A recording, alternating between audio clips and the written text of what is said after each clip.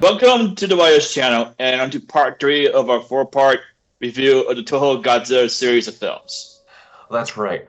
Toho Studios, which produces the films and owns all the copyrights to the character and the other monsters, has made 30 plus films, that including the 1998 failed American reboot and the Americanized edits of the first two Godzilla movies, in Godzilla 85, and the current MonsterVerse. In fact, we have the 1998 Godzilla movie from TriStar Pictures to thank for this episode of our channel. Well, that's right, because Godzilla 1998's performance was so bad that Toho just took over producing the films once again, and they're like, you guys fucking suck at this. Basically, when he put Matthew Broderick in charge of destroying Godzilla, bad things happen. But let's dive in. It's well known that Godzilla 1998 starring Ferris Bueller did so bad that no American studio touched the franchise until 2014. However, it gave birth to the third era of Japanese Godzilla movies. Godzilla 1998 could have been very different had it been released in 1994 as originally intended to mark Godzilla's 40th anniversary. However, there were delays to the point the original director quit, and Roland Emmerich took over after the success of Independence Day. There were various reasons for the delays, however, models depicting the new Godzilla were made, including a script that might have been reworked for Godzilla 2014. Had the 94 version got made, Godzilla would have fought a creature called the Gryphon. Prior to American involvement, Ted Turner turned down Toho from using King Kong during the Heisei series, including Mechanic Kong for the American Bass cartoon series from the 60s. Alright, so obviously, the Heisei series could have been very different had Ted Turner allowed King Kong to be used. That movie eventually, like you were describing, becomes Godzilla vs. King Ghidorah. However, we backtrack to the present era that we're describing here in the Millennium era. And basically, referring to Godzilla 1998, the American version, Roland Emmerich, who was the head of the studio, really did not care about the Godzilla franchise. So, his not caring hurts the overall final product of Godzilla 98. It's why we see Godzilla just runs with the military, looks like a giant iguana, takes far less battle damage than its Japanese counterpart. Originally it was supposed to be like no atomic breath in the American Godzilla 1998. That was changed at the last minute. And as we all know, the movie underperformed upon release, and future sequels were canned, and then Toho just took it from there. Yes. Well, basically, the 98 American movie did so poorly, Toho Studios basically decided to take over the reins of the franchise again. The first movie, the new series, which would become the Millennium series, Godzilla 2000, is the first of 6 movies in the new series. Released in 1999 in Japan, Toho went back to what made Godzilla Godzilla in the first place. Man's suit technique, although now severely outdated, was used again to save on cost. Godzilla 2000 also saw far better digital visual effects and digital compositing compared to the previous series of films, but often fell short of what the Godzilla 1998 had due to a far lower budget. In many ways, Godzilla 2000 fixed what was wrong with the American movie, but it was clearly evident the way they produced their movies was in need of a makeover. Godzilla 2000 had far better characters than the Matthew Broderick film, but not what I would call a home run in that department either. There was more destruction, and Godzilla fought a monster called Urga. Urga is what should have made Toho invest more in CGI in later films, but eventually they used a suit when it mutated more. The return to the men and suit techniques to many was preferable to the CGI and animatronics that Godzilla 1998 was mostly composed of. Yeah, so as we already know, the Millennium series, in our opinion here, is kind of odd in the Godzilla franchise as a whole. And it's odd in how Godzilla is depicted in each of the movies in the Millennium series. So, the first 4 movies, or technically the first 3 in the series, all are direct sequels to the original. Or they refer to it, as reboots to the original in some way. And then the third and fourth, number 4 and 5, which are the Mecha Godzilla battles, because there was 2 of them in the Millennium series. Those are the only 2 that share any continuity with one another. And then they do Godzilla Final Wars, which is the final movie in the Millennium series. And that one is actually has no connection whatsoever to the original Godzilla. Now, backtracking a little bit here. In the Millennium series, there's no connection at all to the Heisei series either, which would make sense since they had, because at the end of Godzilla versus Destoroyah, obviously we already know that Godzilla dies, and Godzilla Jr. takes his father's place.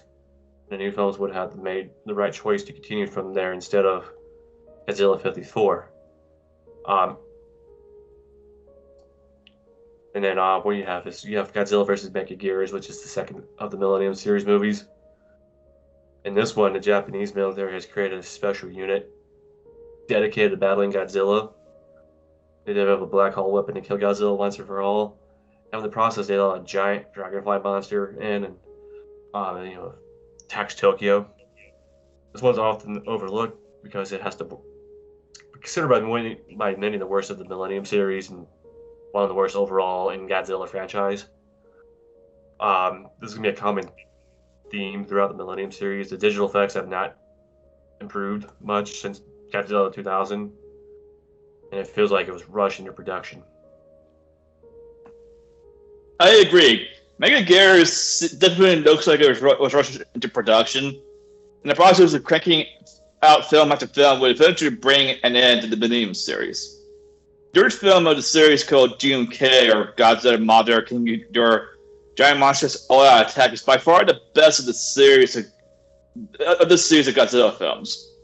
In many ways, GMK served as the background that the current highly successful Godzilla -1 was built on. In this movie, Godzilla is basically the living incarnation of souls of dead Imperial Japanese troops, and at extension, maybe even the dead Japanese citizens as well. I forget which. To stop him, Japan's guardian monsters, Mothra, Baragon, King Ghidorah, awaken. Originally, this movie was planned with Baragon, a more obscure monster called Varan, and Anguirus as the deity monsters. Toho had that changed to more marketable monsters. Director Susuke Kaneko, who had made the Gamera Heisei trilogy, which many consider outdid Godzilla's Heisei era in terms of production value, was selected to make this film. Kaneko had a daughter-father drama at the center of the story, who would both encounter the various monsters in this movie. Perhaps the best character development in any of the Godzilla films up to this point, a somewhat solid bedrock of human characters helped make this film a standout. Kaneko's directing experience with Gamera is on display in this film, however. Toho's interference hindered the final outcome of the project. Yeah, so with GMK being a success, which when you discuss the themes or you revisit those themes, you're talking about like this version of Godzilla being like a reincarnation of all the dead soldiers and victims of like the war and all that. I'm actually surprised Toho let them actually move forward with that theme, considering like how they discussed World War II over there. Mm-hmm. But yeah, though, that one is actually, again, it's a standout. It's considered one of the best overall Godzilla movies in the franchise. And Godzilla, he has a creepy look in that one too. His eyes all like whited out and everything. Yeah, actually that's one of my favorite Godzilla designs. But I'll do a little bit tidbit in this movie. The exception of Final Wars, Godzilla refers to his original height, which was like 150 meters, in all the films in the Millennium series, except for Final Wars, which I believe he was actually over 300 feet tall, but I could be wrong. Yeah. Well, anyway, this GMK is a success. Toho puts into development the fourth film featuring Mechagodzilla and Godzilla against Mechagodzilla. This film is yet again a direct sequel to the original Godzilla. So instead of Godzilla being fully disintegrated by the oxygen destroyer, like if you ever watched the original one, he's totally gone. This one, his bones survive. They serve as the skeleton of Mechagodzilla, that basically like the frame that it's built upon. And they call it Kiryu. So the robot goes on the battle against Godzilla with a variety of high-tech weapons, including an absolute zero cannon. What makes its incarnation of Mechagodzilla different from the others is that it becomes possessed by the soul of the original Godzilla during its first battle, causing it to go haywire. The design of Godzilla is similar to the first two Millennium movies after the deviation in the GMK design that had the white soulless eyes. This movie had better special effects, visual effects than the other ones in the series. But again, a lot of these effects kind of age like milk when you watch it compared to like today's movies. Well, again, this is a problem in the Japanese film industry as a whole. Their movies generally don't gross that much money, and the money to get towards production isn't that much either. In fact, I think every movie in all these Godzilla movies, starting with the Heisei series, was either $10 million or under. It wasn't until Final Wars they went to actually double the budget, but we'll get to that later. But not much could be said about its sequel, Godzilla Tokyo Switch. Replaces the zero cannon Kiryu and reintroduces Mothra, complete with her twin fairies. This movie concludes the story of Kiryu, which takes Godzilla with it to the bottom of a trench. By this point, Toho was running out of ideas, in my opinion, and trying to keep the franchise going. Yeah, so in 2004, Godzilla Final Wars was released, which is the final movie in the Millennium era.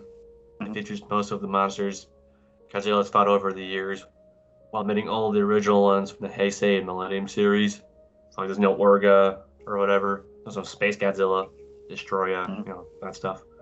This was a hard watch because so much was crammed into this movie. Now there's several out there that like it, which is fine, but to me it was just too much. Top of all the monsters in the movie, there are subplots involving humans with powers, the flying battleship, Gotengo, aliens who use the kaiju to do their bidding. As I mentioned before, Godzilla Final Wars has no continuity at all in any Godzilla movie, whereas most of the Millennium series ones are direct sequels to the original from '54. This one's its own thing, but I digress here. But yeah, you have all these crazy subplots going on. There's motorcycle chases, martial arts, and aliens, but not enough room for Godzilla. After the aliens destroy most major cities on Earth, the remaining humans go to Antarctica to unleash Godzilla. It's well into its runtime before Godzilla has any chance to do anything. And then, of course, the alien leader calling himself a Kaiser sends various kaiju to stop Godzilla, all being dispatched quickly. So in an act of fantastic fan service, Godzilla briefly battles his American counterpart, now dubbed Zilla, in Sydney, Australia, shoving him into the Sydney Opera House and blowing it up. In Japan, Godzilla eventually returns to Japan, battles Rodan, Anguirus, King Caesar, most who haven't been seen since the 70s, before moving on to the alien mothership hovering over Tokyo. Most of the human action is very annoying. It just really distracts from whatever the hell else is going on. This movie is a cluttered fuck of a fucking... It's a clusterfuck. But it's Godzilla's 50th anniversary special.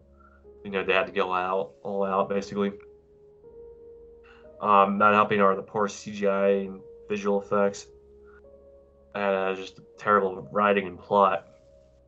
The sequence where he battles the American Godzilla stands out for all the wrong reasons. Like, holy god.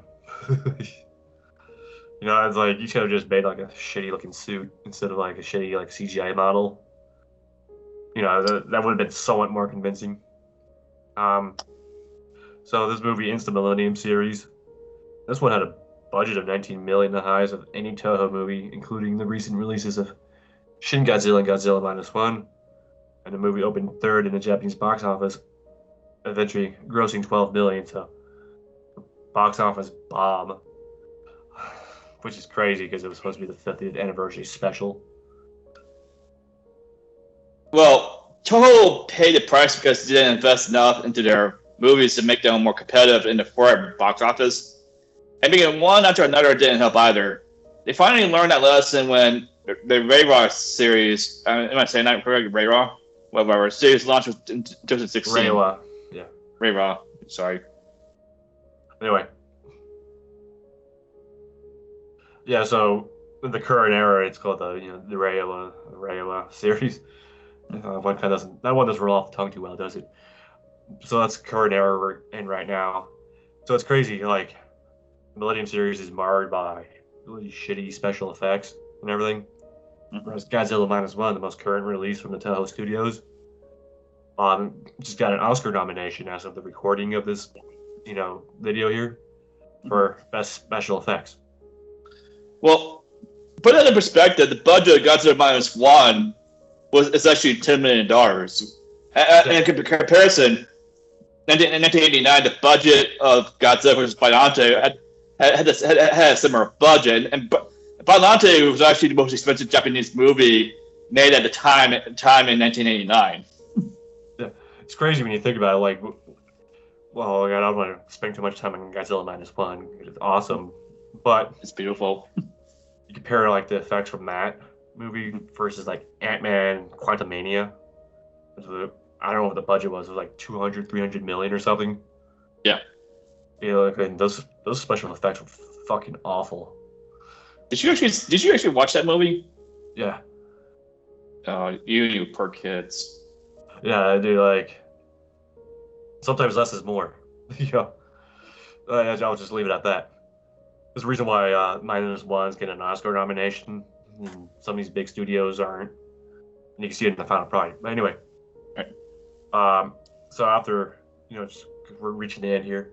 So Toho Studios, after Final Wars, with Bob, where, a decade or so before they got involved with another project. And during that time, they licensed the property to Legendary Studios, as it became what the current MonsterVerse is, starting with 2014 Godzilla, and then you have, King Kong, Skull Island. I forget what the standalone King Kong movie was called. Kong Skull Island, I think. Yeah. And then you get Godzilla versus Kong. Now you got Godzilla and Kong, the Rise of a New Empire. I'm kind of flubbing on the names here. Yeah. Basically, not a bad franchise, actually. But we're straying a little too far from the main point here. Because, the Millennium series bombed. They licensed out the property to Legendary. So, when the current MonsterVerse is making money, Toho's getting a slice of that pie. Yes. Basically, what happened, there was actually, between Final Wars and the MonsterVerse movies, Toho Studios was planning on doing a 3D movie and a project of some kind. This idea fell flat, so they eventually reached out to Legendary Studios, and they began development for the 2014 Godzilla movie. Yeah. So, because of these proceeds, right, and all the licensing fees, Toho, I think it was 2016, made Godzilla, Shin Godzilla. Yeah. And then, of course, last year they released -1. But again, the current era Godzilla movies we'll discuss in every video. Basically, what Toho Studios did, they allowed an American studio to make a movie or a series of movies that would please both fans of both sides of the Pacific, and at the same time, whenever they didn't have a movie in theaters, they could make their own movies, which is why we have Shin Godzilla and Godzilla -1. Right. Well, anyway, in our next Godzilla franchise retrospective, we'll tackle the current era, and we'll probably do a video discussing the MonsterVerse, and I guess even the 1998 Godzilla disaster movie. Yeah. So until next time, please drop a like and subscribe. See ya. Later. Later.